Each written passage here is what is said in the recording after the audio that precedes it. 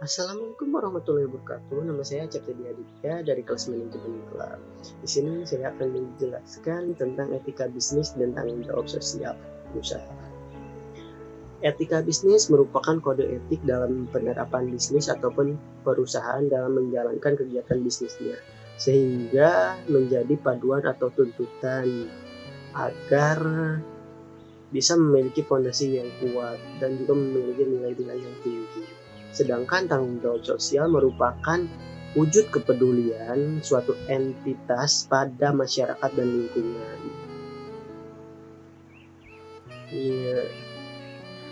Lalu yang meliputi lingkungan sekitar itu seperti konsumen, supplier, karyawan, kreditor, komunitas, masyarakat, lingkungan hidup, dan masih banyak lainnya tadi gitu. Nah, sehingga dari kepeduliannya tersebut merupakan suatu wujud tanggung jawab sosial perusahaan yang merupakan bagian dari etika bisnis itu sendiri. Pendekatan dasar etika bisnis menurut Ponde Embers dan R.A. Wagli menyebutkan ada 3 pendekatan dasar untuk merumuskan tingkah laku etika bisnis.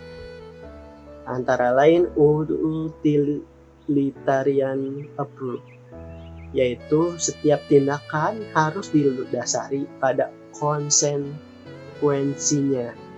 Gitu. Oleh karena itu, dalam tindakan seorang harus mengikuti cara-cara yang dapat bermanfaat sebesar-besarnya kepada masyarakat dengan cara yang tidak membahayakan dan dengan biaya serendah-rendahnya.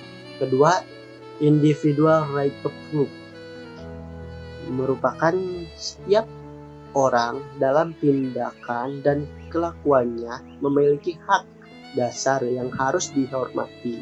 Namun, tindakan apapun atau tingkah laku apapun harus dihindari apabila diperkirakan akan menyebabkan terjadinya benturan dengan hak orang lain. Yang ketiga, justice approach, yaitu para pembuat keputusan mempunyai kedudukan yang sama dan bertindak adil dalam memberi pelayanan kepada pelanggan baik secara perseorangan ataupun secara berkelompok. Selanjutnya, bentuk tanggung jawab sosial perusahaan. Yang pertama, tanggung jawab sosial terhadap konsumen. Tanggung jawab ini tidak hanya terbatas pada penyediaan barang ataupun jasa. Perusahaan bertanggung jawab atas produksi dan penjualan atau distribusi pada pelanggan, di mana produk yang dihasilkan harus bermanfaat. Yang kedua, tanggung jawab sosial pada karyawan. Perusahaan bertanggung jawab dalam memberi rasa aman pada karyawannya, memberi perlakuan karyawan dengan layak dan tidak membeda-bedakan, serta memberi kesempatan yang sama pada karyawan untuk mengembangkan diri. Ketiga, tanggung jawab sosial kepada kreditor. Saat perusahaan memiliki masalah keuangan dan belum bisa menyelesaikan kewajibannya, perusahaan harus memberitahukan kepada kreditor akan masalah yang ada di perusahaannya. Keempat, tanggung jawab sosial kepada pemegang saham. Perusahaan bertanggung jawab atas keputusan pemegang saham. Perusahaan juga harus bisa meyakinkan pemegang saham, di mana manajer perusahaan memonitoring seluruh keputusan bisnis dan meyakinkan bahwa keputusan yang diambil tersebut demi kepentingan pemegang saham. Kelima, tanggung jawab sosial pada lingkungan. Tanggung jawab ini berkaitan dengan menjaga kelestarian lingkungan, misalnya dengan mencegah adanya polusi di sekitar tempat usaha. Itu perusahaan juga dapat melakukan pencegahan polusi dengan mendaur ulang plastik serta melakukan pembatasan jumlah karbon dioksida sebagai akibat dari proses produksi. Keenam, tanggung jawab sosial kepada komunitas. Hal ini yang sering dilakukan oleh perusahaan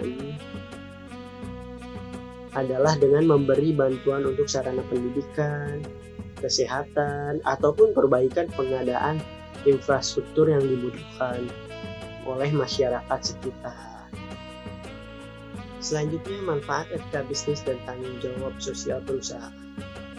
Yang pertama, memberi citra positif dan nilai lebih bagi perusahaan. Yang kedua, mengurangi biaya akibat dicegahnya kemungkinan terjadinya friksi baik internal maupun eksternal. Yang ketiga, meningkatkan motivasi untuk semua pihak yang terlibat dan lain sebagainya. Dan yang terakhir atau yang keempat, mendapat cakupan peliputan yang luas terutama pada konsumen perusahaan. Sekian video dari saya. Wassalamualaikum warahmatullahi wabarakatuh.